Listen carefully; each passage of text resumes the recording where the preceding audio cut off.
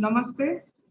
A very good afternoon, evening, morning to all of you from India, and welcome from all of us here on this panel who have joined us today to a very special event on India's efforts to achieve the 2030 Global Sustainable Development Agenda at the UN High-Level Dialogue on Energy 2021.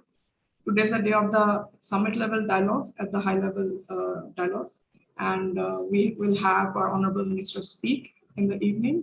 We will have our Prime Minister address the UN General Assembly tomorrow, and we are very proud to be here with you to celebrate India's climate action and clean energy leadership in the global arena today. Today's session on ambition to impact, opportunities for global collaboration in India's clean energy economy is brought to you by the Ministry of New and Renewable Energy of the Government of India, the Permanent Mission to the United Nations at New York, and the Council on Energy, Environment and Water. I'm Shubha Raha. I head new initiatives at the Council, and I'm your host for today. A little context before we start. India has the fourth largest installed renewable energy capacity in the world and has targeted 450 gigawatts renewable energy capacity by 2030. This is going to be one of the largest renewable energy expansion plans in the world.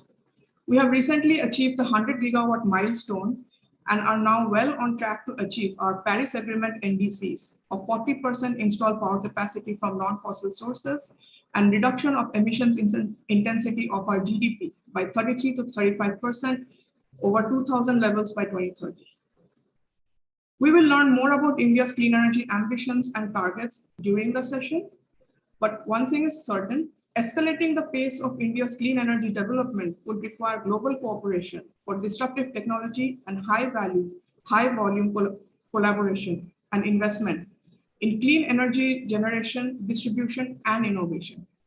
Today's session will offer insights into India's plans for energy transition and the perspective of our key partners, and will discuss marketplace challenges and potential reforms, effective deployment of concessional finance and de-risking instruments, and opportunities for multi-stakeholder partnerships and international collaborations.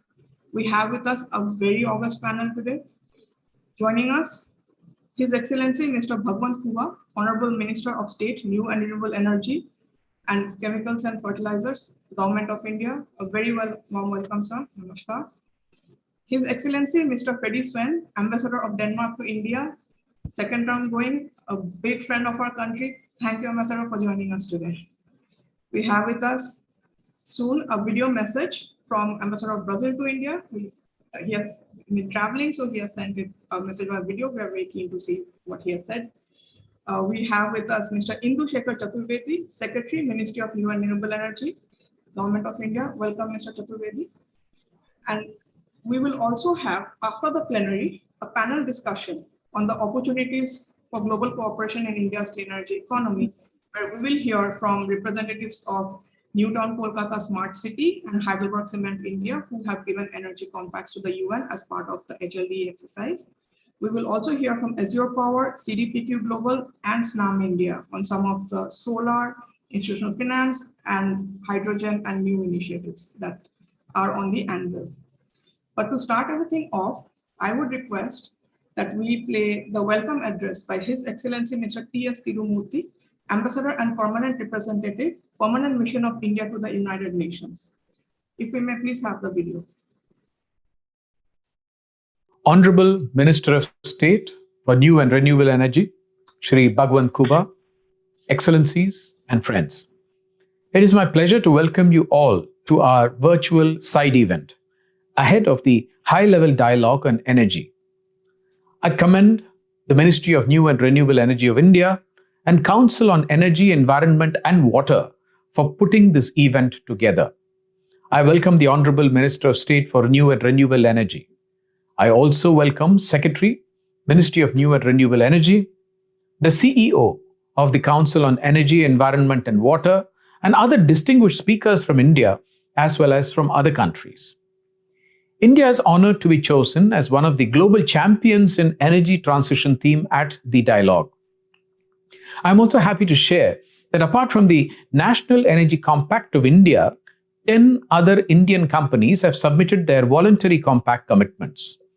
my warm congratulations to them. I would like to thank the UN Secretary General for initiating this important dialogue on energy. I appreciate the initiatives taken by the United Nations on clean energy. The Sustainable Energy for All is one such initiative. It is a multi-stakeholder partnership between the governments, the private sector, and civil society, launched by the UN in 2011, with 3 interlinked objectives to be achieved by 2030. Universal access to modern energy, doubling energy efficiency, and the share of renewable energy in the global energy mix. UNDP has also been promoting and scaling up energy access around the world with creative partnerships. India has emerged as one of the leaders in the area of energy transition and clean energy initiatives. We have some of the largest and fastest growing programs for climate adaptation, mitigation, and resilience. India ranks 4th in terms of installed renewable energy, installed wind power capacity, and 5th in solar, an increase of 13 times in the last 6 years. The share of non-fossil sources of India's installed capacity of electricity has grown to more than 38% now. We have recently launched a program for use of hydrogen as fuel. We are also expanding nuclear energy, promoting liquid natural gas, and working on biofuel ethanol goals. But the audience I speak to today already knows that. Our ambitious energy target is paired with an inclusive energy agenda. The focus of all energy initiatives has been on our people and to considerably enhance their standard of living by sustainable, citizen-friendly initiatives. India aims to deliver universally accessible and sustainable energy at rational prices. Several citizen-centric measures and new technologies such as solarization of agriculture, scaling up clean cooking, distributing LED bulbs, and solar rooftop program have been introduced for transforming the consumer into a producer. On the issue of combating climate change, India is determined to continue contributing to climate action. According to the Climate Action Tracker, we are the only G20 country with Paris-compatible targets. We are also working consistently with the international community, including through the global initiatives undertaken by Prime Minister Modi, like International Solar Alliance and Coalition for Disaster Resilient Infrastructure, CDRI. The International Solar Alliance is growing by the day, and CDRI has already had 25 countries and 7 international organizations as its members. Energy is definitely at the center of India's ambition, and we are committed to producing a cleaner energy mix. But we can all agree that action on climate change is contingent on the delivery of finance and transfer of technology, which is key to enhancing adaptation and mitigation measures. Challenges lie also in access to viable, cutting-edge technologies at affordable costs. And that is why it is even more important for developed countries to fulfill their pre-2020 commitments and of $100 billion. I would like to reiterate here the importance of being fully sensitive to the energy mix and national circumstances of developing countries. We should not demonize energy sources without understanding the overall context of the energy mix of developing countries and the efforts that they are putting into do this transition sustainably. India will continue its partnership with other countries to ensure that the climate architecture can both achieve the overall objective of tackling climate change as well as be equitable to developing countries like India that still require carbon space to grow sustainably and provide for its people. Global climate discourse must deliver on the fair way to sharing the global carbon budget with developing countries in the coming decades. This is truly common but differentiated responsibility in practice. While you will no doubt be listening to other speakers on these issues, let me emphasize that India would like to visualize ourselves as an inspiration for clean energy transition across the world. And partnerships play a pivotal role in escalating the pace of this transition by directing investments and visibility towards climate action in India. I look forward to your insights and perspectives on India's energy transition while exploring opportunities for multi-stakeholder partnerships and international collaboration. Thank you very much. With that, I will now call on Secretary Chaturvedi to set the context for today's session. Sir. Thank you very much.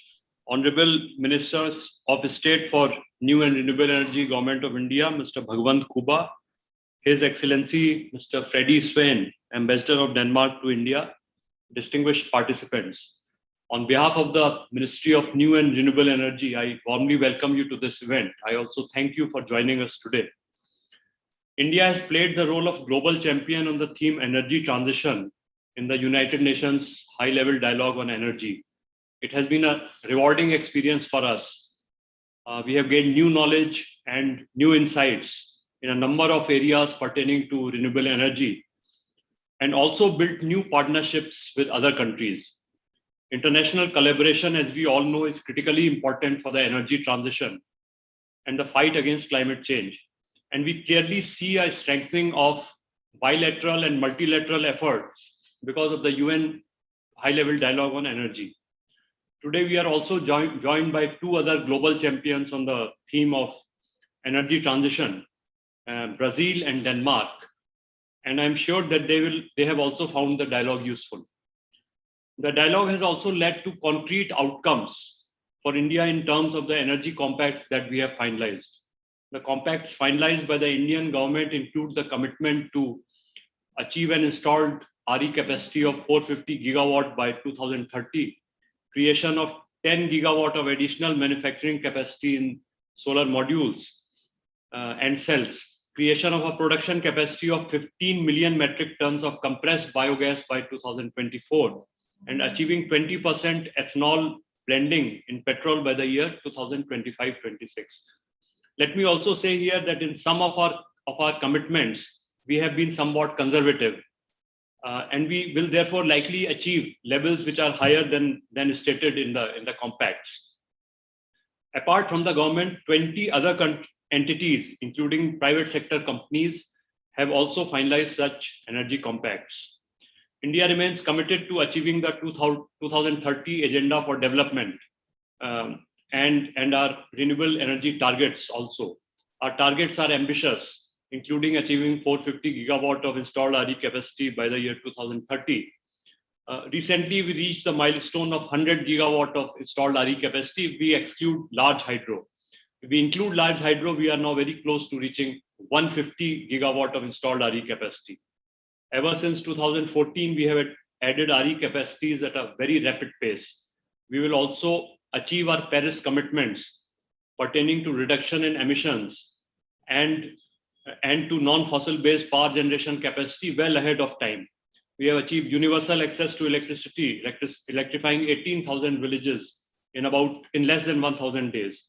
Since 2016, we have provided deposit-free LPG connections to over 80 million below poverty line households. Now, these and other achievements make us confident of reaching our targets, our very ambitious targets, in the time we have set for ourselves. The Indian RE story has also attracted investments from both within the country and from abroad. India has liberal foreign investment policy in renewables. 100% FDI is permitted through the automatic route in renewable energy. My ministry has facilitated potential investors and will continue doing so through a project development cell as well as through a foreign direct investment cell.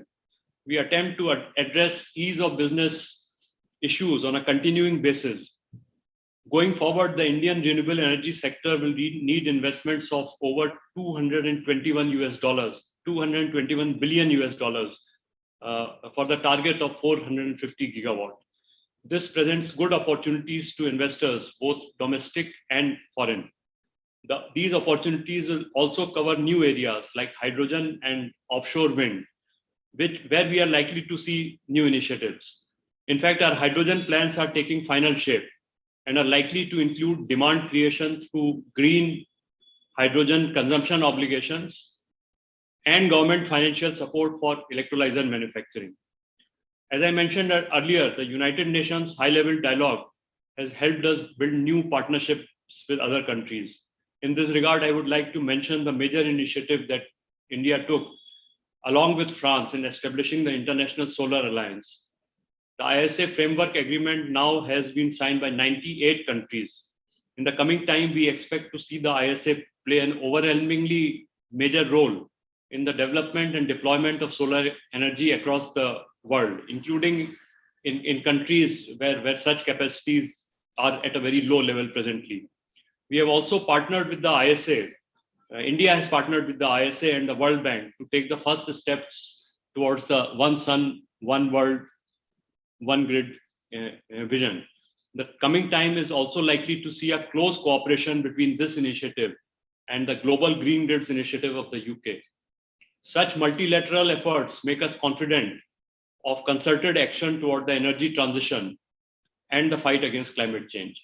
Let me conclude at this point. Thank you very much again.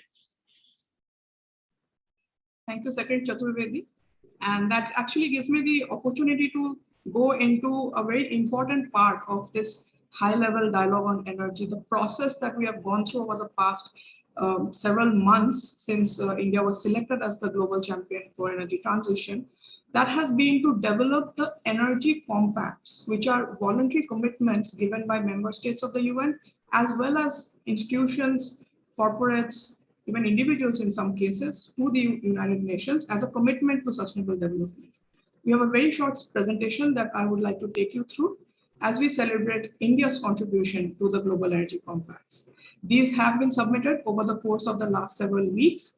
Some of them have already been reviewed and approved by the United Nations, and some are being reviewed. You will see them appear progressively on the UN's website for this thing. Next slide, please. As we have heard, India is a global think champion for energy transition. We have Denmark, we will hear from Brazil. They're also our collaborators, very, very important countries that along with Chile, Colombia, Germany, Nigeria, Poland, Spain, and the United Kingdom make up this group of countries that have taken on the global responsibility to focus on energy sector decarbonization strategies to increase the application of renewable energy and energy efficiency, while, as we have heard being mentioned several times, ensuring a just, fair, and equitable transition. The co-leads for this energy transition theme at the HLDE are IRENA, UNEP, and the UNSCAP.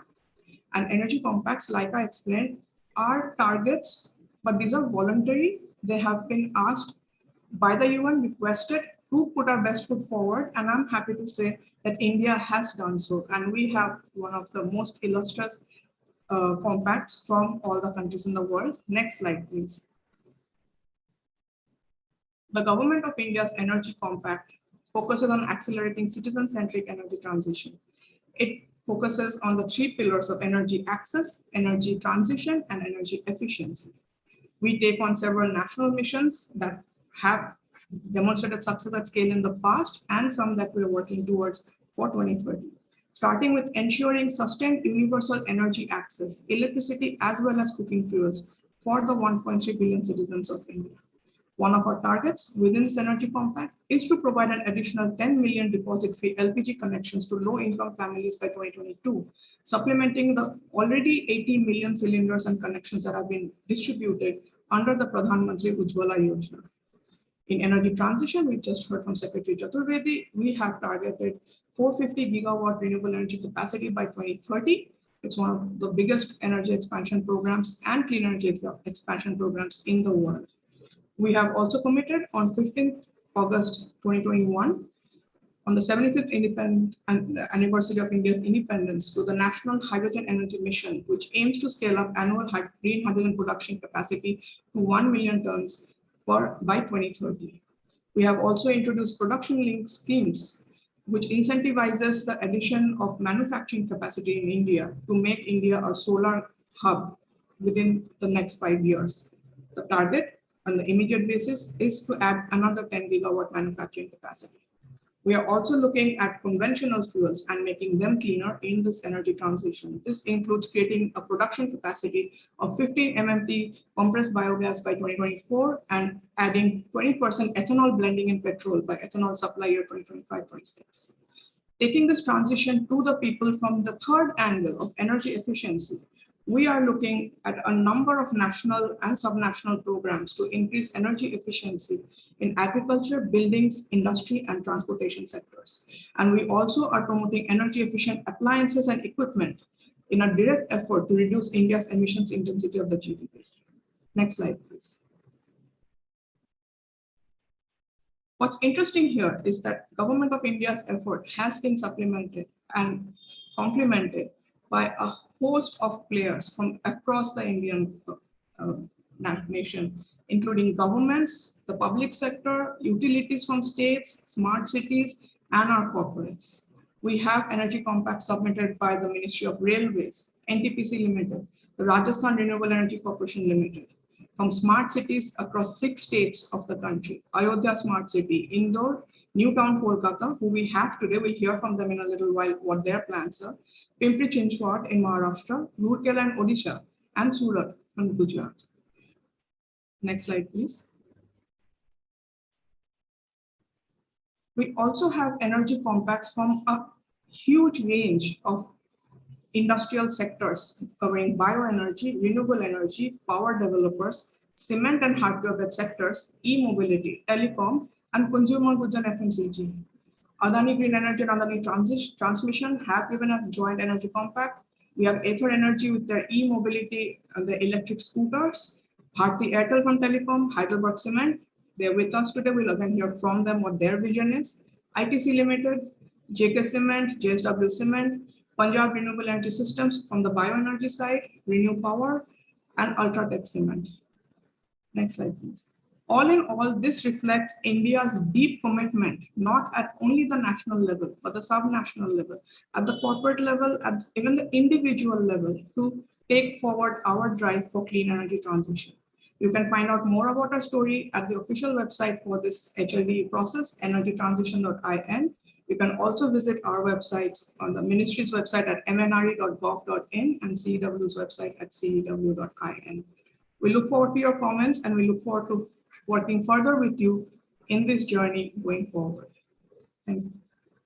Now we will have the next part where we ask our partner countries. We have Brazil and we have Ambassador Swain. So first we'll hear a video message from Ambassador of Brazil, His Excellency Mr. Andre Arrhania Correa de Lago. He has presented a video that has just come through. Rajesh, if we are ready, could we have his message, please?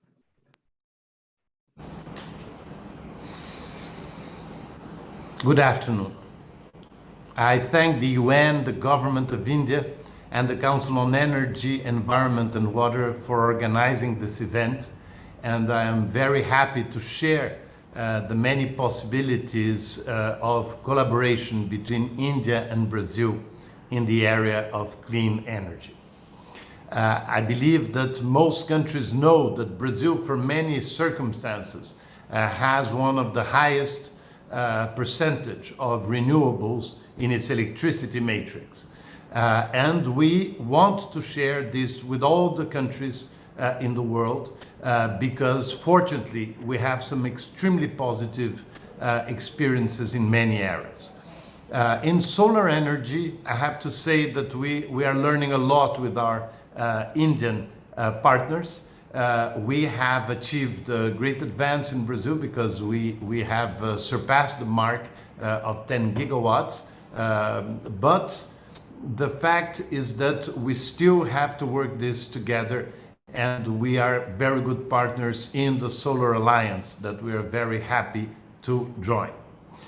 In the area of wind energy, Brazil, through a pricing system that was quite brilliant and dynamic, it has grown impressively. And we are very happy to see that we have a company here in India that is manufacturing wind turbines. So we have to be together also in wind energy. But today, the main subject is bioenergy. Brazil and India have not only signed a series of agreements in this area, but most of all are already collaborating very strongly at governmental level, at scientific level, and at business level. And this is the great news, I think, and the backbone of our renewable energy policy with India.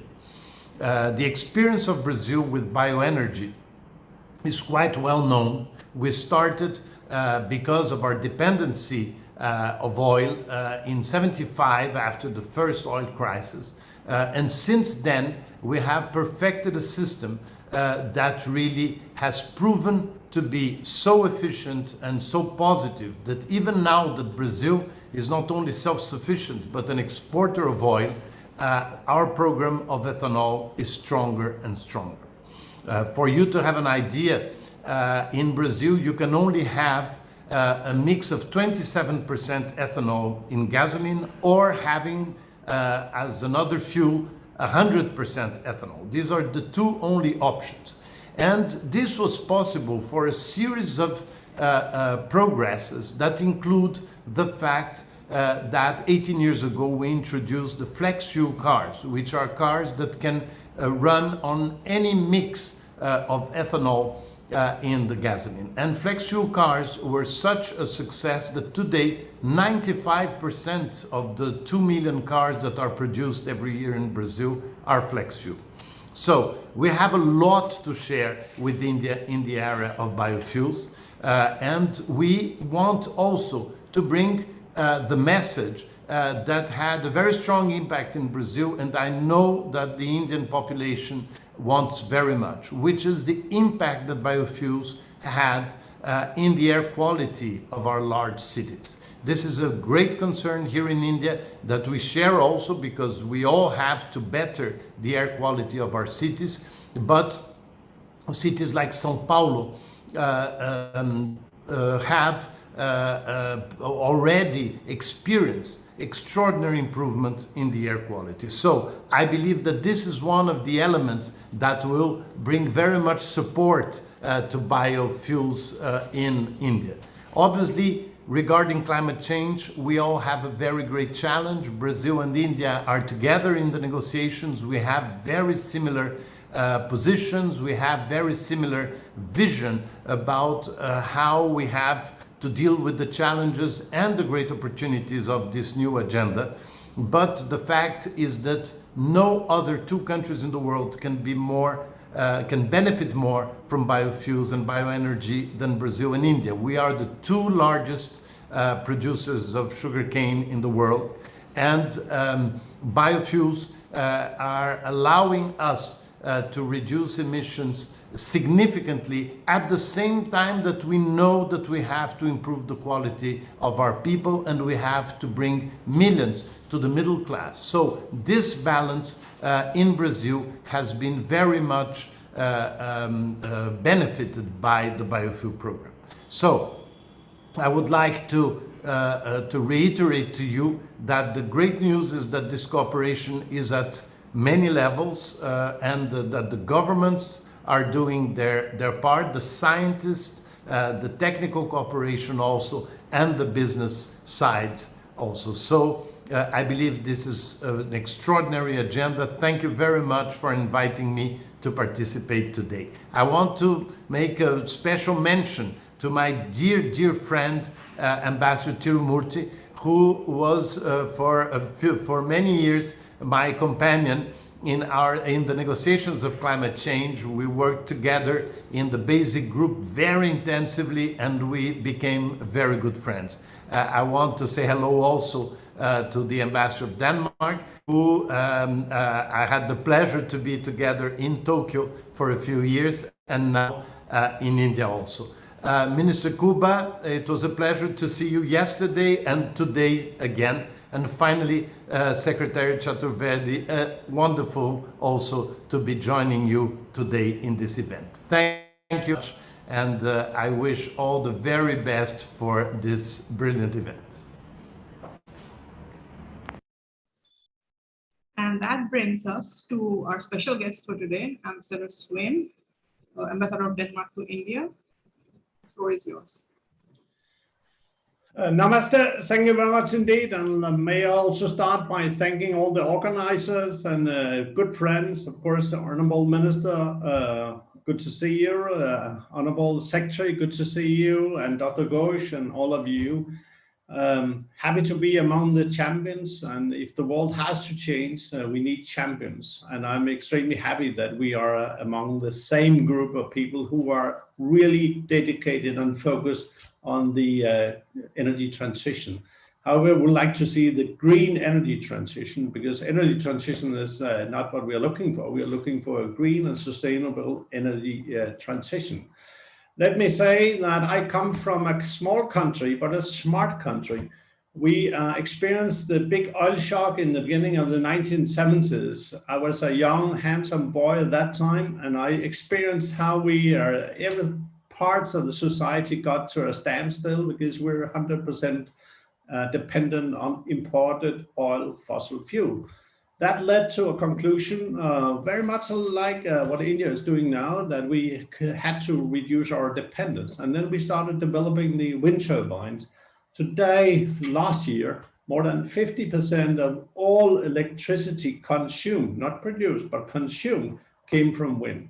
And often it's said that Denmark is graced with extremely good wind patterns and conditions. That's true, but design has really changed. So in that perspective, what we did, you can do across the world and also in India.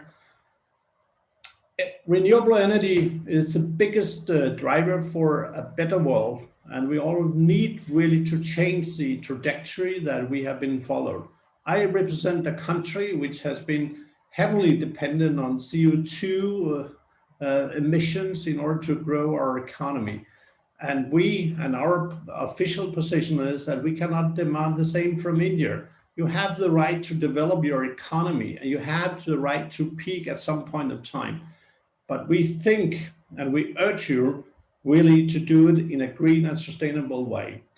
The space is limited. Mother Earth is really almost sulking from heat and all the endeavors that we have done on our side, but we need to work together. Luckily, Denmark and India, we last year concluded what we call the Green Strategic Partnership. And it's a unique platform because this is not telling India what to do. It's really inspiring. And we took our point of departure in the mantra that your Honorable Prime Minister Narendra Modi expressed. Namely, India has the scale, Denmark has the skills. In that context, it goes without saying that India, due to the size of India, 1.3, soon 1.4 billion of people, you have a scale when it comes to the opportunities, the challenges, but also when we have to change the whole climate, the whole world, and have to deliver on the SDGs. So in that context, we have the scale. Skills means solutions. And I just gave you one example that we have been able to really to develop the offshore wind, but also onshore wind. So wind industry is a huge part of our kind of energy mix. The same can happen in India. Whatever we're going to do, India has to be part of the equation. There's no doubt that no alternative. That's why it's important not only to focus on scale and skills, but speed is important. And I'm extremely pleased after having served here twice now in India to see the progress. India is not only a champion in this particular dialogue, India is really a global green leader, and you will have a very important role to play in the future.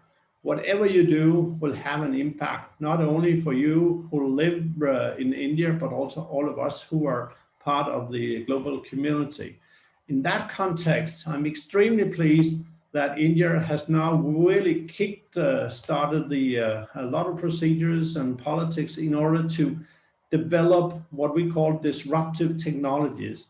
There's no doubt about the fact that we have to identify, we have to develop new disruptive technologies. You have the skills here, you have the scale here, and the speed to meet the targets, not only the obligations from the Paris Agreement, but beyond that, so important. Really important in that context.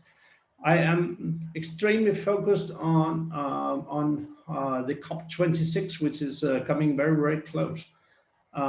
We know that India, like many other developing countries, rightly is demanding that we need the financing, the green financing. The COP15 took place in Copenhagen 2009. At that time, there was a political commitment that the developing countries from 2020 should have at least $100 billion per year for the climate adaptation, mitigation, and so forth. We are far from that. We are far from that. You have the right to demand, and I hope that the COP26 will deliver upon that. The same goes for technologies. You have the scale, and I'm extremely happy that you now have the green hydrogen mission in place. You will be an accelerator for these new disruptive technologies. And we do hope from our side that we can play a role through our Green Strategic Partnership, where we can connect the dots between Prime Minister Modi and the government of India's many, many valuable, inclusive missions and whatever kind of skills we might have. Our Prime Minister participated in Raisina dialogue that came out virtually. She stressed very clearly that the climate adaptation and mitigation and the climate changes at large, countries like India should be treated fairly and balanced. So it's not about us against you or you against us. I think we are very, very aligned. And if we don't find a scope and a platform for cooperation and collaboration, then we will not be able to solve anything.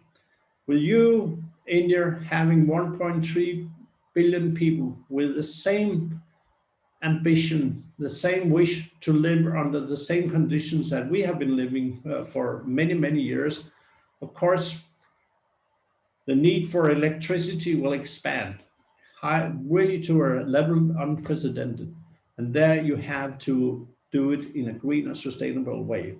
So therefore, it's important not only to talk about the architecture, as Honorable Permanent Representative Murthy spoke about.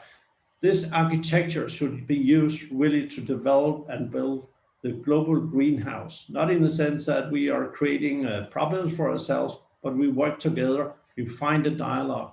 We stand ready, and we would like not only to be a champion in this UN high-level dialogue on the energy transition, we would also like to be a champion with India, champion with the rest of the world to secure that we have a better future that we can pass on to our younger generations. We have spoiled a lot of things already, but India being the accelerator, I'm pretty sure that a mile is no longer a mile. It will be a mile and 10,000 miles of Indian standard. So you might walk a little bit slow, Secretary Chaturvedi, once in a while when it comes to ease of doing business and all that. That's fine. There's a dialogue about that. But no doubt when you start, then the whole world will see the planet getting into a better and better situation. Therefore, I also hope that we soon will see offshore wind as an energy source out here in India. You deserve it. There are huge potentials. So let's kickstart these things. Let me finish by saying India is a green champion, and all our hopes rest with you. Without India being part of the equation, we will come nowhere. And you have done a fantastic job, and you are really a champion, not only for energy transition, but green transition at large. Keep up the spirit, stay green, think green, act green. Jai Hind. Thank you very much indeed. Thank you. Thank you, Ambassador Swain, for the very warm, very encouraging, very inspiring, and very proactive words. We look forward to working with you and your government in the coming months and years. And now we have a very special item, I would say, a treat. And I would call on my colleague, founder CEO of the Council on Energy, Environment, Water, Dr. Arnav Ghosh, to introduce the next segment. Thank you, Shubha. Good morning, good afternoon, good evening to everyone. Honorable Minister Kubaji, Honorable Secretary Chaturvedi, Ambassador Swain, and my warmest virtual greetings to Ambassador Tirumurthy and Ambassador Dulago, and of course to the distinguished panelists who have joined us today. It gives me great pleasure to introduce to you now a short film that we have on India's energy transition, or should I say, India's energy revolution. The speed and the scale and the skill that Ambassador Swain was referring to is indeed at the core of the mantra that India is pursuing with in terms of its energy transformation. And the reason it's an energy revolution is because of that scale and the speed at which this is unfolding. A picture is worth 1,000 words. The film you will see has many pictures. So let me keep my words to a limit and cue on and request my colleague to play the film.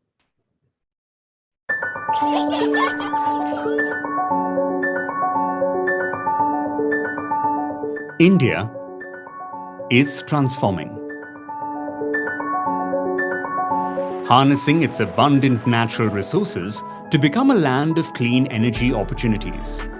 India's mission to ensure quality energy access for its 1.3 billion citizens, its quest for sustainable energy, its drive to enhance energy security, and its commitment to energy equity and justice has made it a global champion for energy transition. India is creating an electrified economy powered by clean energy. Its success in connecting nearly all urban and rural households to electricity, as well as its renewable energy rollout, is revolutionary in scale. In 2021, it has almost achieved its Paris Agreement commitment of having 40% non-fossil fuel power capacity by 2030. Its solar parks and wind farms are powering homes, offices, and factories. And its bioenergy sector has already exceeded its 2020. Already an international hub for wind equipment manufacturing, India is now offering production-linked incentives to entrepreneurs to capitalize on the global solar market. In rural India, distributed renewable energy systems are creating jobs and empowering communities with productive use applications, while solar irrigation pumps are reducing diesel use, saving water, and increasing farmers' incomes through power sale.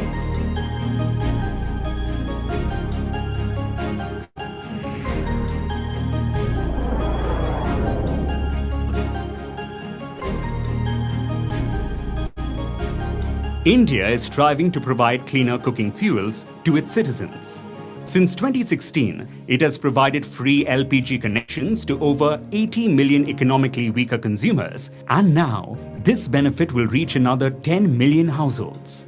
In urban areas, piped natural gas is becoming the fuel of choice given its low emissions, safety, and convenience. On the move to decarbonize its transport sector, India is increasing the share of electric mobility, especially 2- and 3-wheelers, cars, and light commercial vehicles. It is aiming for increased ethanol blending in petrol by 2025 and is promoting compressed biogas as a green transport fuel. One of the world's largest passenger and freight carriers, the Indian Railways, is on track for 100% electrification of its network. For India's 400 million urban residents, smart cities promise a better quality of life via smart solutions such as climate-resilient infrastructure, green buildings, efficient cooling, and circular economies that use and reuse resources. India's double leapfrog of clean energy access and transition is supported by its drive for energy efficiency. India has replaced over 1 billion of incandescent and CFL lights with LED in homes, businesses, and on the streets. Power companies are upgrading to millions of smart meters, while energy-efficient appliances are reducing power consumption and lowering emissions. The Perform Achieve Trade PAT cycles, enhancing energy efficiency of industrial sectors, are moving India closer to its Paris Agreement target of reducing its emissions intensity of GDP by 33 to 35% over 2005 levels by 2030. On 15th August 2021, India's 75th Independence Day, Prime Minister Shri Narendra Modi announced the launch of the National Hydrogen Energy Mission. Green hydrogen, made from renewables, is a zero-emission fuel for transport and energy-intensive, hard-to-abate sectors such as fertilizers, petrochemicals, and iron and steel.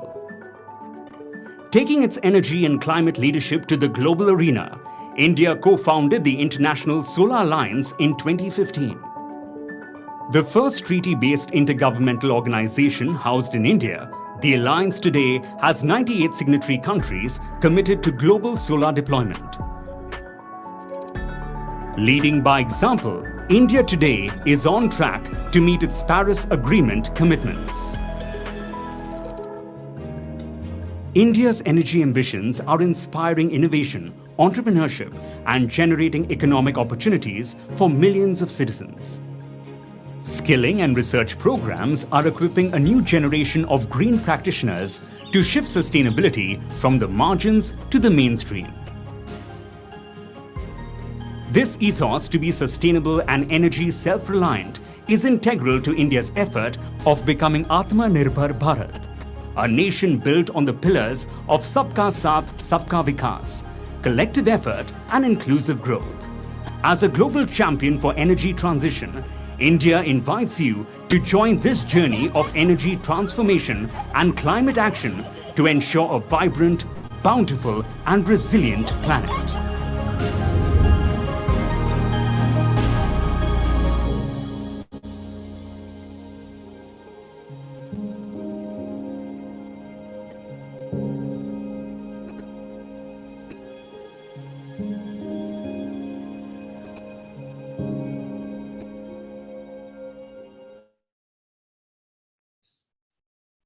And now it is my great pleasure and honor to welcome His Excellency Mr. Bhagwant Khubha, Honorable Minister of State, New and Renewable Energy and Chemicals and Fertilizers.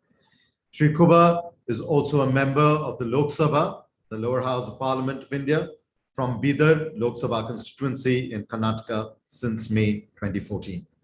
Honorable Shri Khubha ji, we welcome you and we look forward to your keynote address.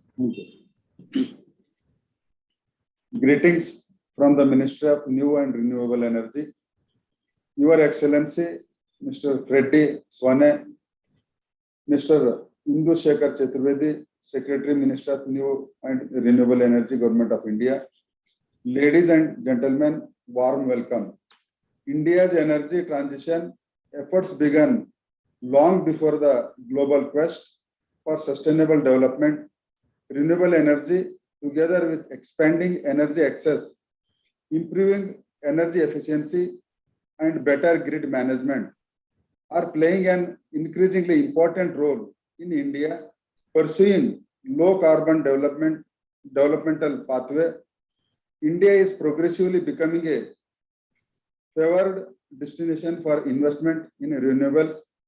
During the last 7 years, over $70 billion investment has been made in renewable energy in India. Ministry of New and Renewable Energy has done extensive consultation with civil society, business corporate, and other stakeholders for submission of Energy Compact to the UN. The Government of India has submitted its Energy Compact to the United Nations. India's ambitious energy commitments includes ensuring sustained universal energy access, the 450 gigawatt installed renewable energy capacity by 2030, and the National Hydrogen Energy Mission.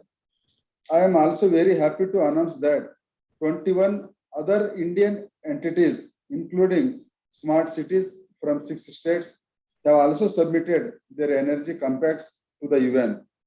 India is a signatory to Paris Agreement and declared its nationally determined contributions at Conference of Parties 21 to reduce emission intensity of its GDP by 33 to 35% from 2005 levels by 2030 and achieve 40% electric power installed capacity from non-fossil fuels by 2030. Government of India has also set a target to achieve 450 gigawatt of renewable energy installed capacity by 2030. Today, our renewable energy installed capacity has reached more than 147 gigawatt, including large hydro, Further, about 80 gigawatt of projects are under implementation and tendering. India will achieve these targets well before time.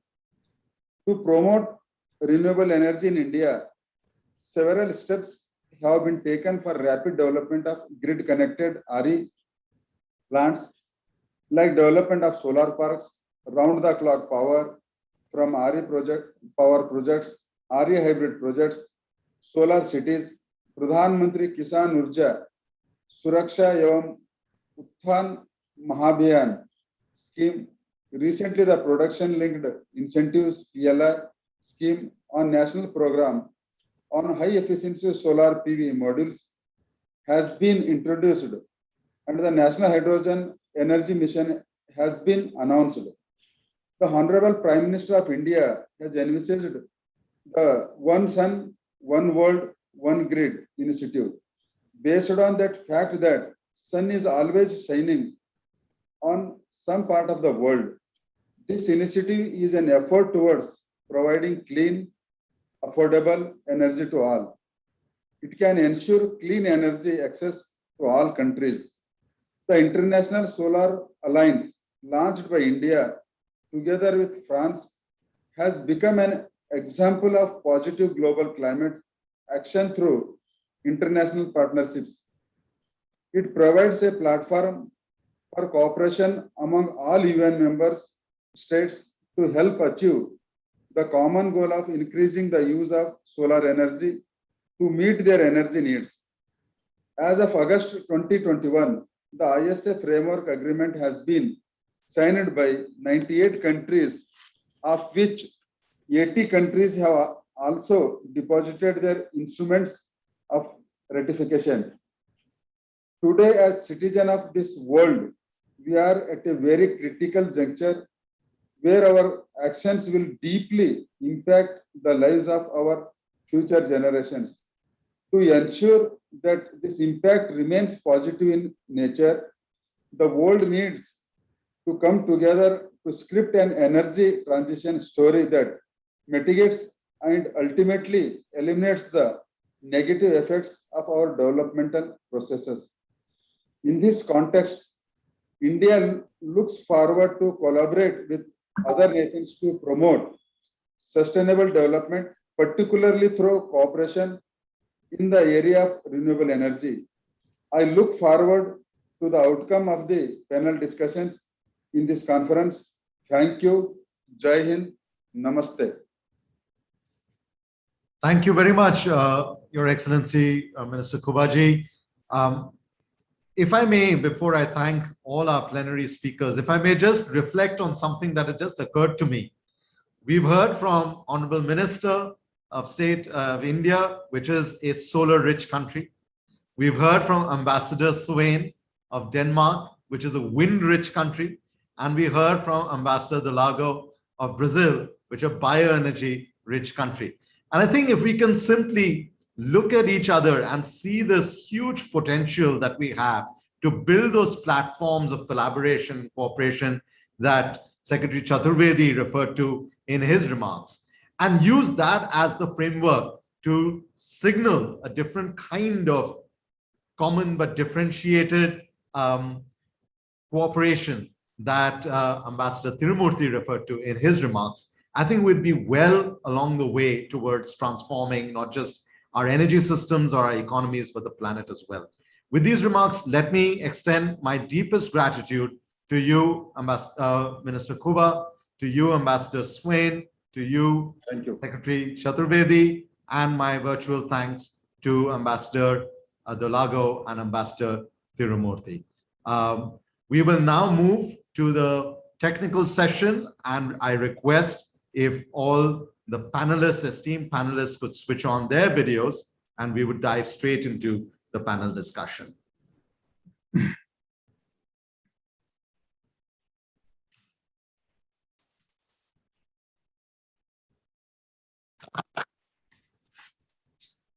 Thank you once again, and welcome. As my colleague Shubharaha mentioned, we have now, in the course of the past several months, had an extensive series of consultations with public sector enterprises, private enterprises, and cities across India. And as a result, India has submitted 20 energy compacts to the UN High-Level Dialogue on Energy, comprising not just the one from the government of India, but all these other entities, 6 cities, 10 corporates, 3 PSUs, and so forth. Which brings me to the very core essence of what this session is all about. That creating or looking for the opportunities for collaboration in pursuit of that transformative energy revolution that India is going through. With me today, we have Mr. Debashish Sen, who's the Additional Chief Secretary and the Chairman of the Newtown Kolkata Green Smart City Corporation. And along with him, we also have Ms. Meghna Pal, who is the CEO of the Newtown Kolkata Green Smart City Corporation. We have also with us Mr. Davide Cirelli, who is the Country Manager and CEO of SNAM India. We have Mr. Jamshed N. Cooper, who's the Managing Director and CEO of Heidelberg Cement in India. We have with us Ms. Anita George, who's the Executive Vice President for Strategic Partnerships and Growth Markets for CDPQ India. And of course, we have Mr. Ranjit Gupta, the CEO of one of our largest renewable energy companies, Azure Power. Ladies and gentlemen, thank you so much for joining this session. But more so, even before I extend vote of thanks at the end, thank you for all the leadership that you're demonstrating with your actions. Let me dive straight into the conversation. And let me start with Mr. Cirelli. SNAM India is, SNAM is a global energy infrastructure operator, the key enabler of the energy transition. Of course, the policymakers will set out the targets, but organizations like SNAM have to actually deploy things on the ground. When you hear about these very large targets being put in place, not just at the national level, but also at a federal level, at a corporate level, what do you think are the partnerships that India can harness to accelerate that move towards a clean energy economy? Of course, we know the direction of travel. We just have to speed it up. How do we go about doing that, Mr. Cirelli? First of all, thank you very much for inviting me here today. It's an honor. And therefore, thanks to the organizers and to all of my co-speakers. The question that you've raised is actually very, very important. And I would basically say that what is essential for a country like India to basically pursue is objectives which are enormous, of a scale and of a magnitude that are unprecedented. And therefore, it is something that for sure it is very appealing for many companies worldwide. The right partnerships that India would basically or should try to pursue are the ones with companies that are basically able to provide from one side key technologies that can help in basically enabling or facilitating the achievement of those targets that the government has set. And together with the technologies, also the industrial capability, as well as the capital that is required. So all of these 3 elements together are essential in order to foster the energy transition. Now, the transition will happen. No, but one way or another, it will happen. How fast this transition will happen, that is depending on the policies and regulations that the government will put in place. So the more they can facilitate in creating an environment that is actually very welcoming for those type of large multinational organizations, bringing again the 3 elements, key technologies, industrial capability, and capital, well, the sooner the better. And as NAM, that is precisely why we are present in India. We see this willingness from the government, and we're very happy to be part of it. Thank you, Mr. Cirelli. Let me now turn, because these 3 things that you said about the capability, the capital, and the technology ultimately has to be deployed within certain geographies. So let me turn not just at the national level, but down to the city level and turn to Mr. Sen. the New Town Kolkata Green Smart City Corporation was formed to implement this Green City mission. Could you share with us some of the plans of the corporation to build such an inclusive city? What is that platform that you're offering where the private sector players that are represented here could come in and start deploying in terms of their technology and the capability and their capital? Mr. Sen. Thank you very much. Just very shortly to answer your question, partnership opportunities in renewable energy in Smart City New Town Kolkata. Let me tell you in the outset that it is a platinum rated city rated by IGBC CII. So we are certified green city, platinum city. So our commitment cannot be questioned. Number two,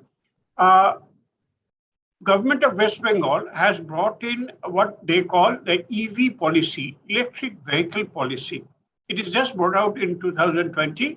And in the policy, paragraph 8.4 says, for all new initiatives on electric vehicles, New Town shall be doing the pilot initiatives. Mm-hmm. And we are very proud to call, therefore, all private partners to showcase have to offer in terms of new things in electric vehicles. Mm-hmm. Indeed, today is a Friday. Next Friday, on the 1st of October, we are going to have a 3-day electric vehicle carnival.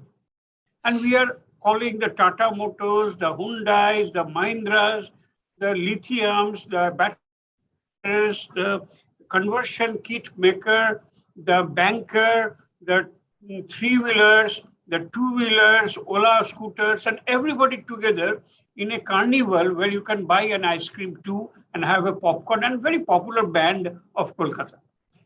The Transport Minister of West Bengal has kindly consented to inaugurate this. We'll have more media attention.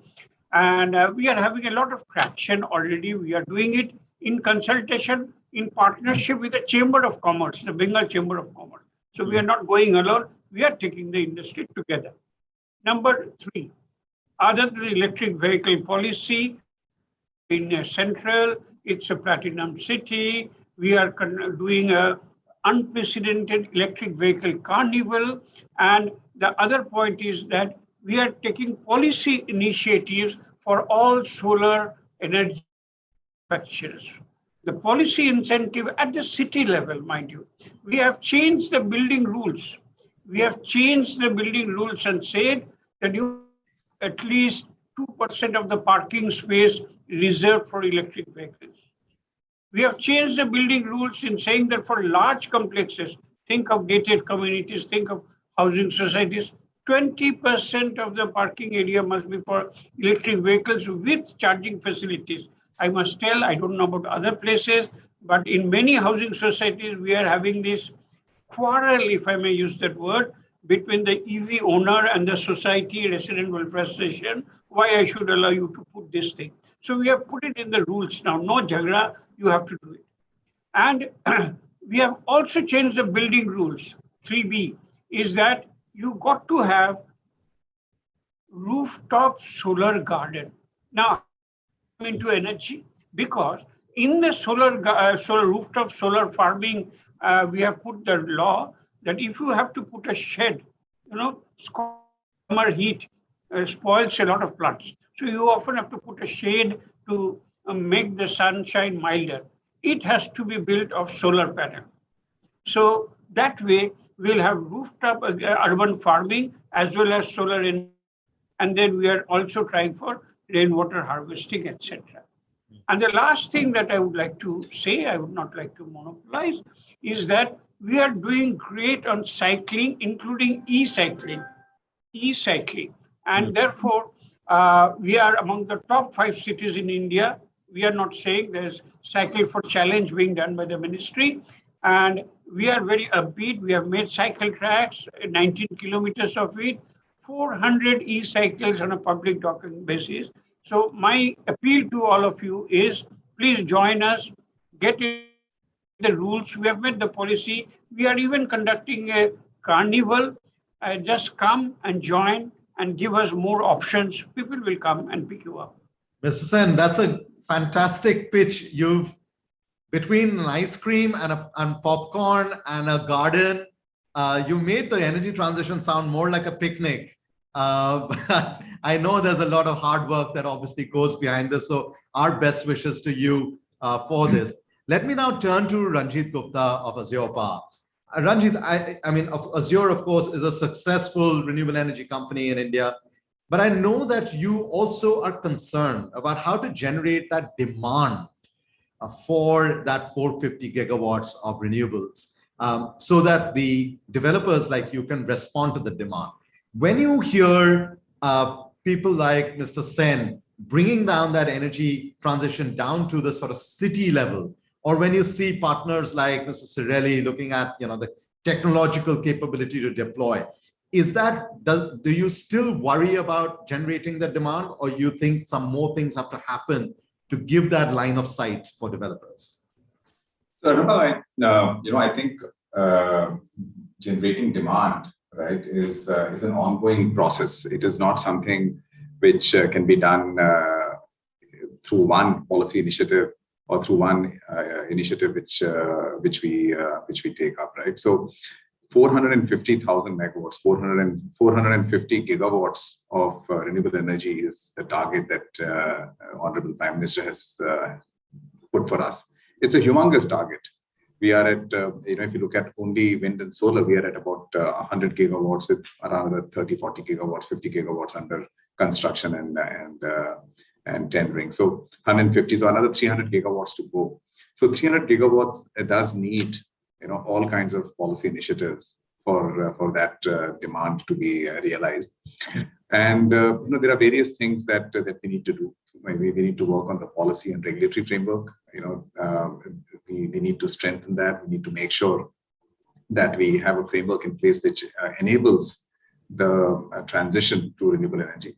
We need to make renewable energy itself more easily usable by the grid, through making it dispatchable, through making it cheaper, so that the distribution companies can actually take the renewable energy from us.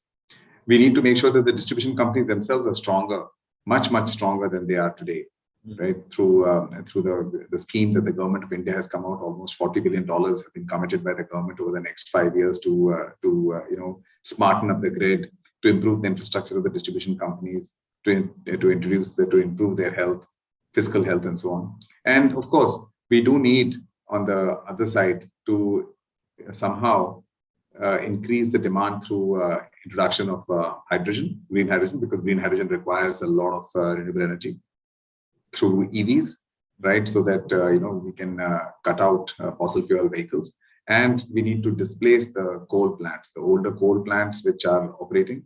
We need to replace those with the renewable energy. So demand can be created. There is certainly demand that is there. We just need to work on various initiatives to make it happen. So, at the moment it looks concerning, but I think there is a way ahead for us. Thank you, Ranjit. One area, of course, is the decarbonization of the power sector. There is also the decarbonization of the mobility sector, hence the EV or the carnival that Mr. Sen was referring to. But there are still these hard to abate sectors, right? And I see Mr. Cooper smiling. Clearly behind that smile, there's a lot of calculations going on. How do we make cement more sort of planet friendly? Heidelberg Cement, of course, is one of the world's largest manufacturers of building materials. Mr. Cooper, what new technologies are you looking at to decarbonize hard to abate sectors like cement? Thank you, Arnab. It's a very interesting subject, and first of all, let me thank you for having our organization here. As we know, cement contributes to close to about 6% of the global CO2. And if I look on the Indian platform, it is close to, we are about to emitting 210 million tons of CO2 as an industry. Okay, it's plenty. I would say the onus on the shoulders are very heavy of the industry. I think we are, as an industry, I would also take pride in saying one thing, that cement industry, Indian cement industry specifically, has done very well compared to its international partners. So that makes India proud, I think. The other part is we may not be, having the latest technologies available, but these technologies are in the initial phases. Like Heidelberg Cement as a group will become the world's first carbon capture and storage unit, which is being built in Norway. So that will go up in steam on sometime in 2025. So there we decarbonize in a big way. But yes, as in the Indian context, when I look at it, let me focus more on the Indian context, because our Prime Minister has given a commitment and we got to fulfill that commitment. We want to be standing in support to that. So we, as an Indian organization, we are, almost going to, we have a roadmap till 2030 made up, and it is being analyzed every quarter by quarter analysis with our global with our global firms group. We do that. We will almost augment our alternate fuel consumption by 5 times. In terms of our green power, today we may be 14% of our green power. We are going to almost, by 2030, we'll be almost 180% of is our roadmap to increase our green power consumption. The other area is, on specific power consumption reduction. That will do it about 13% on our specific power consumption. The biggest area which cement industry can help, and the government should also look at it, is reducing the clinker factor. Today, when you talk about clinker factor, every ton of cement we produces 1 ton of CO2. And if you want to really reduce this, cement, if you produce cement with low clinker factor, you save every ton of clinker, you save almost 7 to 8 kgs if you can increase the blended cement ratio. But unfortunate part is that, most of us are in the mode of using OPC and, high carbon emitting cements. Internationally, there is a carbon cess. I think sooner or later we will get into this particular area. But coming forward, right now, the biggest step one can take is to reduce its CO2 content by reducing the clinker factor. And Heidelberg Cement India today, as we are having 2 entities, one is HCIL's Heidelberg Cement India and another is Zuari Cement Limited. In HCIL, we are proud to be 100% green cement blended company. And we are working the same way there. Today, we are almost constituting 72% of our production as blended. It will go to about 85% by about 2030. So it is every way which we are trying to find out ways and means to decarbonize, to conserve energy. In terms of our energy consumption, we are working on a very strong base with putting up solar power plants, taking WHRs in our plants, waste heat recovery. So these are all the steps which we take to ensure that we do make our contribution to the nation in whichever best way possible. Sure. Thank you, Mr. Cooper, for outlining not just the vision that you have, but also very frontally, acknowledging the challenges for something like this. And this is despite the fact that the Indian cement sector is the most energy efficient in the world. And in fact, 4 out of the 10 corporate energy compacts that have been submitted are from cement companies in India, including Heidelberg Cement, but also JK Cement, JSW Cement, and Ultratech Cement. Let me turn to Anita George from CDPQ. Anita, you have been looking at renewables, you've been looking at new technologies, now you're hearing about hard-to-abate sectors like renewables. We look to organizations like CDPQ to bring that large volume of institutional capital to make all of this happen. But clearly there is something missing between the targets that policy sets, the vision that CEOs set, and the capital that still needs to flow. What are these challenges that emerging economies like India need to overcome to excite organizations like CDPQ to invest? Thank you, Arunabha, and thank you very much for inviting me and CDPQ to this very interesting panel. And everything I've heard up until now from the plenary session, as well as from my co-panelists, is, I must say, very encouraging. And it's, action on the ground. So that makes it very, very attractive, I would say, for investors. Having said that, as you rightly said, it's glass half full. So as an optimist, I'm always looking towards how do we get the remaining amounts of long-term institutional capital that is there into India. And not just in the renewable sector, but also in all the decarbonizing sectors. So just to say that CDPQ is actually globally one of the largest equity investors in renewable energy, and we are very, very proud to be a shareholder in Ranjit's company, Azure Power, and we hope to continue investing. We have about $1 billion invested in India already in the renewable space. Our ambition actually is, and going with the title of what we are discussing here, to bring collaboration between all of the long-term institutional investors, because this is the kind of investment that's best suited for these sectors which are being greened, and therefore the more we can get, the better. And to give you a context, just to share the numbers, out of $150 trillion of long-term institutional capital, India gets only 0.3%. And if you look at our contribution to GDP, it's 3%. So it's very evident that there's a lot more that we can attract. Also, if you look, I think Ambassador Swain earlier referenced the Green Climate Fund, where the developed countries are still hoping to mobilize 100 billion. But even out of the money that they already have, India has been able to get only $315 million. That's next to nothing. So I think we have to really ask ourselves the hard questions as to what can we do to change this.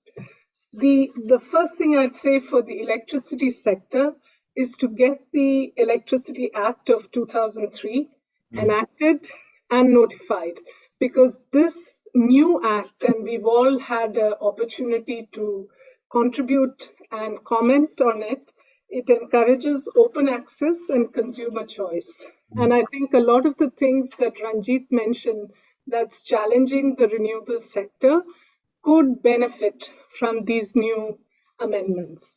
The second I would say is to make a level playing field between the public sector and the private sector. So it's great that all of us want to make sure that we have the largest volume of renewable energy installed.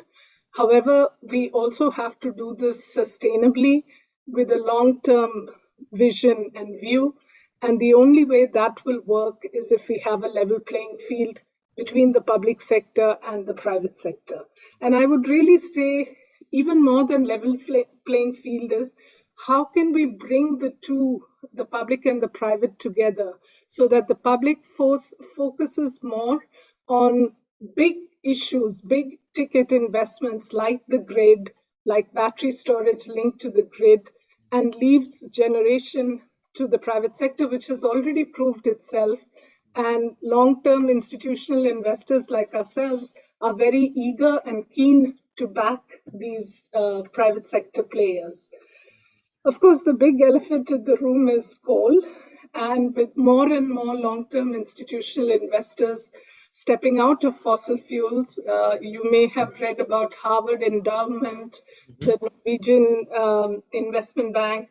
So, and I think this is a trend, and it will only gain momentum as we go along.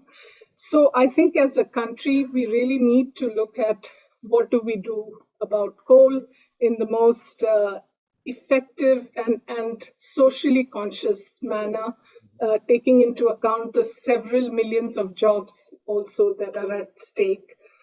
And my favorite thing I would say, even for long-term institutional investors like CDPQ, is unleashing India's entrepreneurial talent. I think Mr. Cirelli and earlier in the day, Ambassador Swain also mentioned about clean technology development.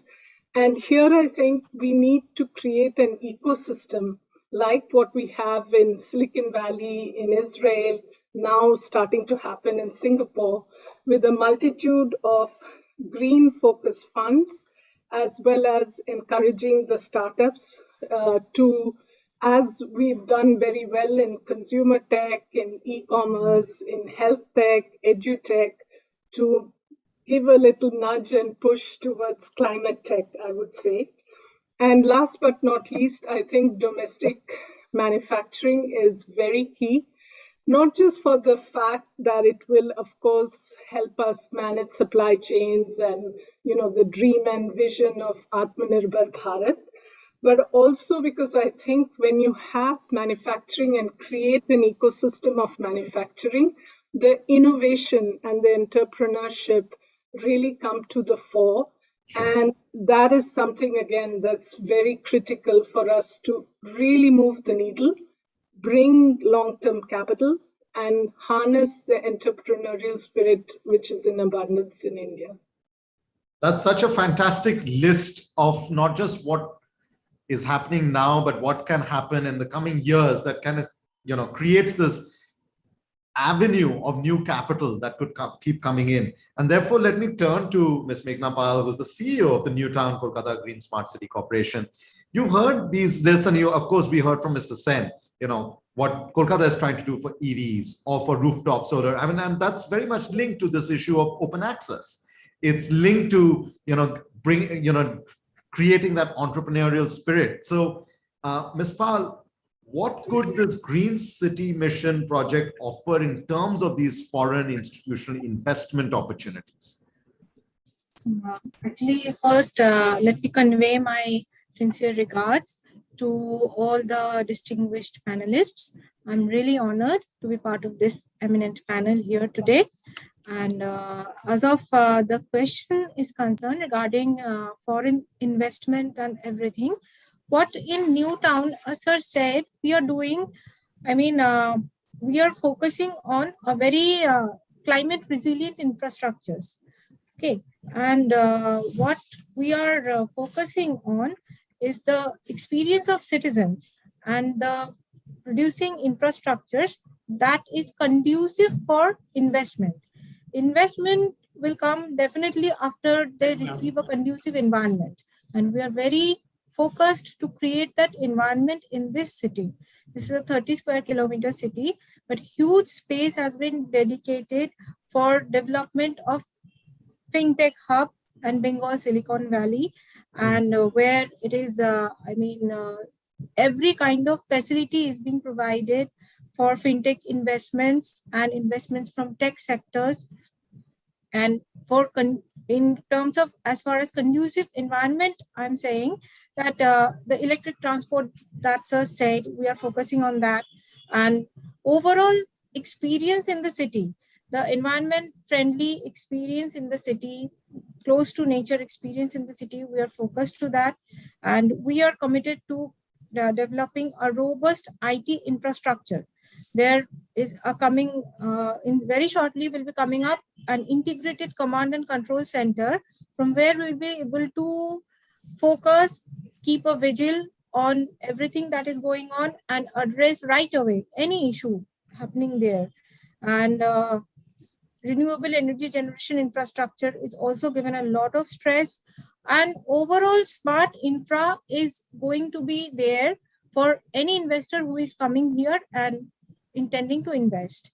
Sure. And it is definitely, Newtown is a future ready city, and we are ready to accept any kind of foreign investment. Great. Anita, there you go. You've got Bengal Silicon Valley coming in. I think at least you should start with it, visiting the carnival next Friday. Sure. We have we started this panel a little late, so I'm going to extend it by about 4 or 5 minutes, but not more. I'm conscious that you've all given your precious time. Let's have the second round in a rapid fire way. And I'm going to start with, again, Mr. Cirelli again. Snam, in addition to what you said about technology capability, capital, there's also agreements that you've been signing, looking at future technologies, such as low carbon hydrogen. is there a way that, at least at CEEW, we've been suggesting that we need a global hydrogen alliance, a green hydrogen alliance that can bring technology developers, markets, financiers together. But could you reflect on how SNAM and SNAM India could be helping to accelerate this big move towards green hydrogen that India has been promising? Yes, absolutely, absolutely. Well, first of all, as you correctly mentioned, there are different types of hydrogen, and so let me be very quickly, very brief. The most important part is the premium that you have on the decarbonization of hydrogen, so the green versus the blue versus the gray, and that depends very much on a country basis, because it depends on renewables, it depends on labor costs, it depends on many different factors. Now, India is probably one of the most promising, if not the most promising market in the world for generating cheap and completely green hydrogen. So, I mean, it's a matter of several factors that are bundling together, which are generating a unique environment that could basically trigger, together with obviously the incentives that the government is putting in place and the mandatory offtakes and the hydrogen mission, all of these elements together are a magnet for everything that is needed to basically be able to address these very ambitious targets. So this is the main reason of our active presence in the country, because we see all the seeds that are basically being planted in order to generate this result.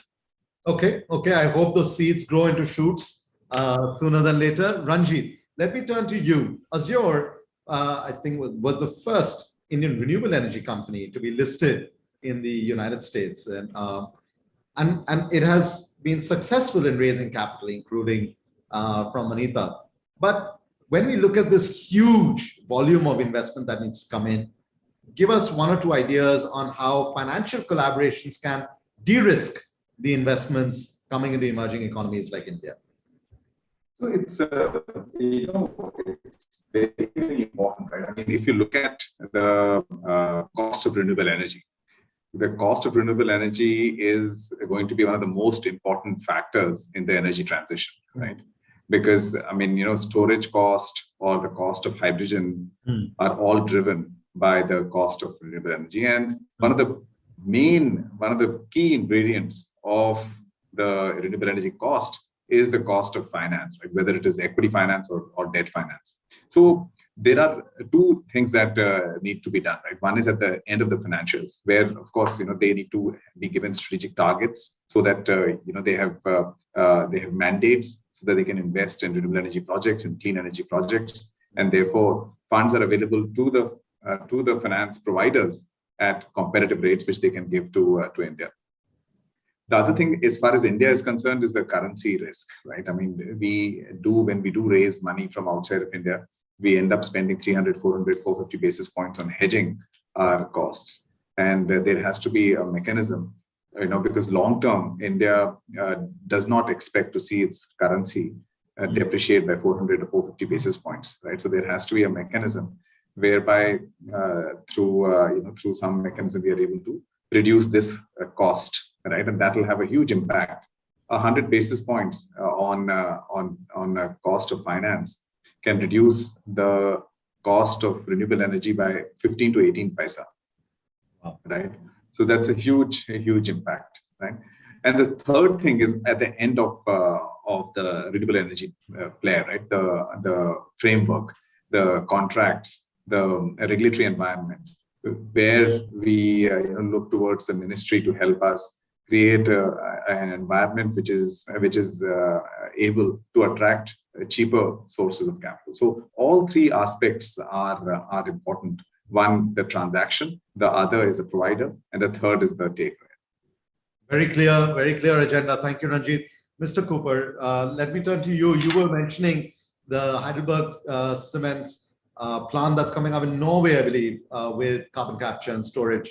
Very quickly, for a country like India to be able to do this, do we need a carbon price? And how do we go about doing it to give large companies like yours that signal towards moving rapidly towards low carbon future? The point here is, technology is costly as of now on carbon capture. India, if you start using this technology, the cement will become unaffordable. And it was mentioned earlier also by during the preliminary section that if India will take its own time to grow. So it is right now on the growth trajectory. If you start implementing such technologies in India, the cement will become unaffordable and your infrastructure will suffer. So I think we got to go in step-by-step method, not so fast. There are technologies which will get cheaper once these lilac technologies, the green, the algae technology, the oxyfuels, these are tried and tested. I think going forward, we will get these technologies, and definitely those countries which are in the developed state will have to probably come forward and fund the Indian development scenario to subsidize these technologies and get them to the Indian entrepreneur. But at this stage, I think, it is premature. Of course, carbon cess is one thing which will come through. It is an inevitable game which we cannot afford to, keep it away. Maybe by 25, 26, you will get the carbon cess in our system also driving us. Of course, there are other tools available to the government of India in terms of assisting the cement industry. I think which are in terms of getting fuels at a lower price, at an economical price. And these are some of the things which the cement industry is looking forward to support from the government also. At the same time, some regulation changes, like, when you want to increase your blended cements. Okay, there are too many hassles in terms of increasing your blended cement sales, or you want to increase your CO2, to reduce your CO2, increase your fly ash content. There are regulations. I think on the regulatory front, if we can reduce, I think this will help the industry in a big way. Very quickly, Ms. Pal, you talked about trying to attract technology players as well. Energy efficiency is the first fuel. How can, say, blockchain-based technology and new forms of energy market operators, the new EV sector startups that are coming up, come together in that kind of smart city geography to drive new levels of efficiency in a clean energy economy? Actually, what we are focusing is evolving the city day by day for making it more and more easy to work for people. Where people are coming here, mostly many of the offices, government offices as well as private offices are already here, situated here. And lots of people are coming every day, apart from the residents of this city, to work here.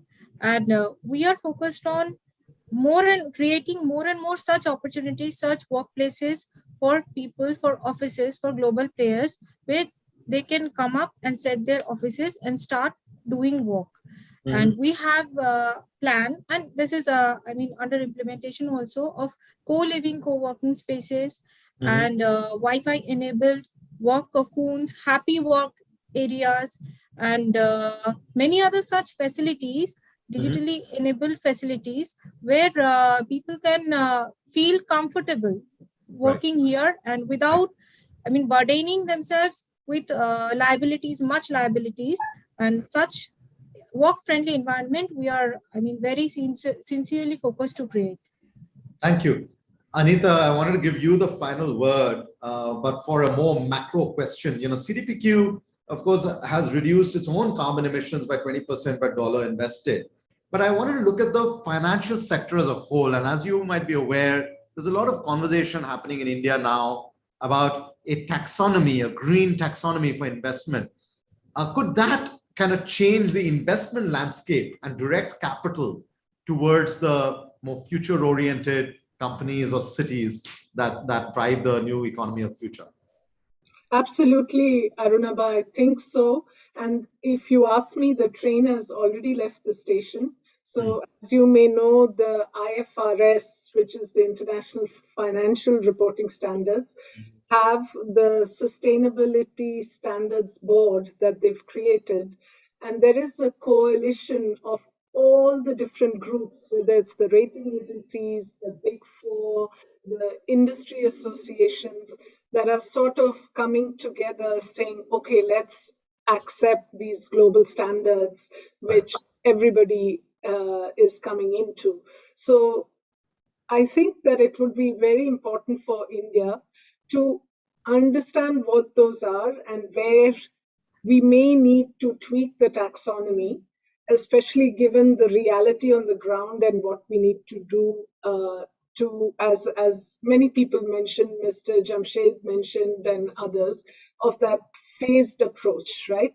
However, I think we should do that from a very practical point of view and not a point of view to say that we have to have our very own standards. Nothing else is good enough for us. I think we have to be open-minded and global and really say, let's look at these global standards. Why is it that everybody is coalescing around these? And I'm told that in COP26, which is around the corner, the IFRS is going to come out with these standards. Right. So maybe what we need is really to have a seat at that table and self-reflect in terms of what are the things that we absolutely would like to tweak so that it's consistent with the plan and the vision that India has. But I'm very, very hopeful because, you know, I remember in 2009 when we financed the first megawatt of Azure power, we were told that this is new technology, it's unproven.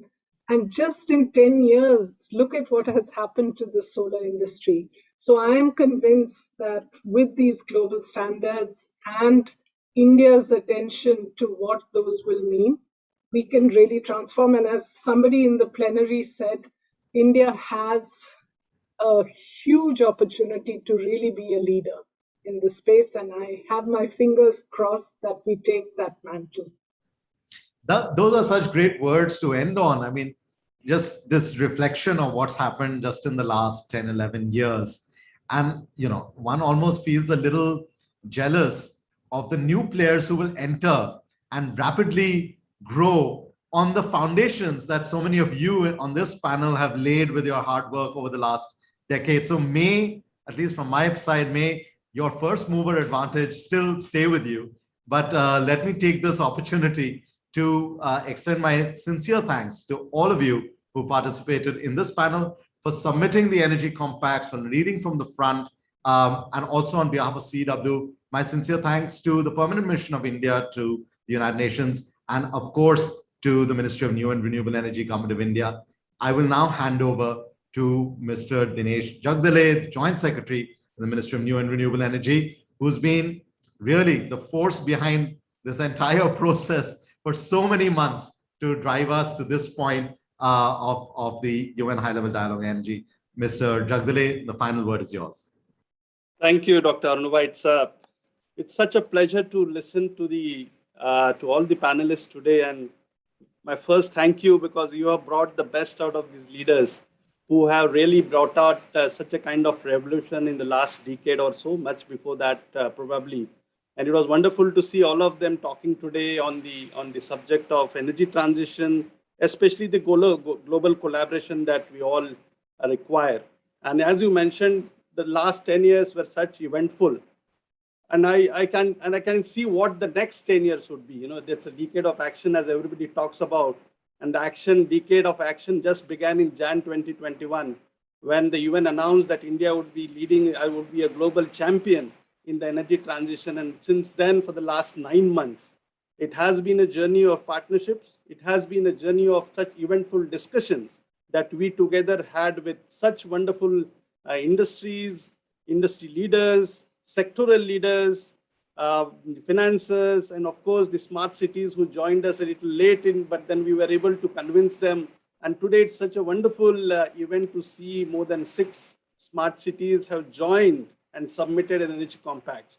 So all in all, I think what this has created definitely a think tank of institutions, ideas that are going to be generated to achieve what we call as energy transition.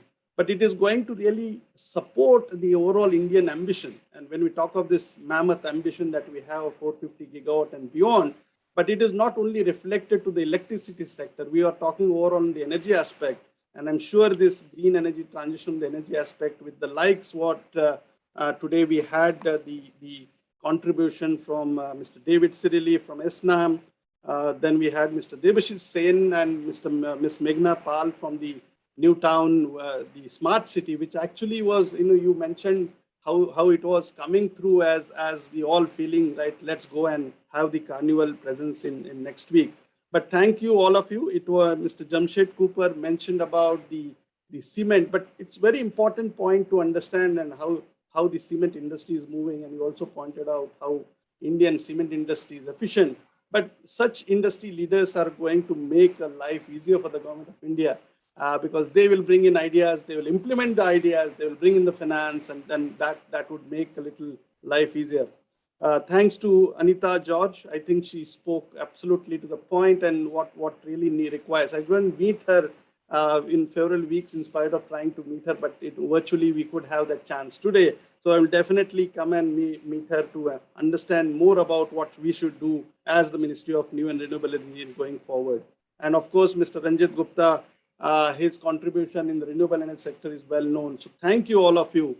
This has been a splendid partnership between the ministry and the CEW. Thank you, Dr. Anubha, for all the contributions in spite of all the hardship you have been going through. But in spite of the engagements that you have across several sectors, and I know you have been on air several times, several days and nights, but thank you for all the support that you have been giving to us.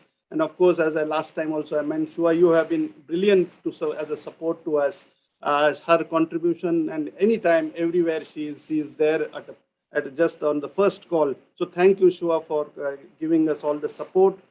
My colleagues at the PMI, thank you once again. They have been a huge support for this ministry to take all the actions and the ambitions through the United Nations in New York. Thank you for all the cooperation that you extended. And my colleagues at the Ministry of New and Renewable Energy, their support, without which this 9 months wouldn't have been much easier. But we have a lot to do. We have 10 years ahead, and we continue our journey towards energy transition. And accelerating the citizen-centric energy transition is our goal. So it was wonderful to have all of you here. Thanks for all the attendees joining this ministerial event. Thank you, ladies and gentlemen. Thank you.